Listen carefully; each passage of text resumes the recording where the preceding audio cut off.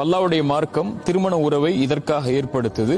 அதைத்தான் அல்லாஹ் குர்ஆன்ல சொல்றான், மின் ஆயாத்திஹி அன் ஹலகலக்கும் மின் அன்ஃபுசிக்கும் அஸ்வாஜன், உங்களிலிருந்தே உங்களுடைய மனைவிமார்களை அல்லாஹ் படைத்து உங்களுக்கு கொடுப்பதுடைய நோக்கம் லிதஸ்குனு இலைஹா. சுப்ஹானல்லாஹ், அந்த பெண்ணிடத்திலிருந்து நிம்மதியை பெறுவதற்காக. அந்த நிம்மதி தான் அந்த வாழ்க்கையை நகர்த்தும். வஜஅல பைனக்கும் மவத்தத வ ரஹ்மா. ரிலேஷன்ஷிப் உடைய கணவன் மனைவியுடைய இந்த ரிலேஷன்ஷிப் உடைய பேஸ்மெண்ட் அல்லாஹ் சொல்றான். மவத்தா அளவற்ற எதிர்பார்ப்பற்ற காதல் இந்த இருவருக்கும், வ ரஹ்மா கருணை. காதல் லவ் ஏன் முதல்ல சொல்லிட்டு அதோட நிறுத்தாம ஏன் அல்லாஹ் கருணையை கொண்டு வர, ரஹ்மத்தை கொண்டு வர்றானா, இரக்கத்தை கொண்டு வர்றானா?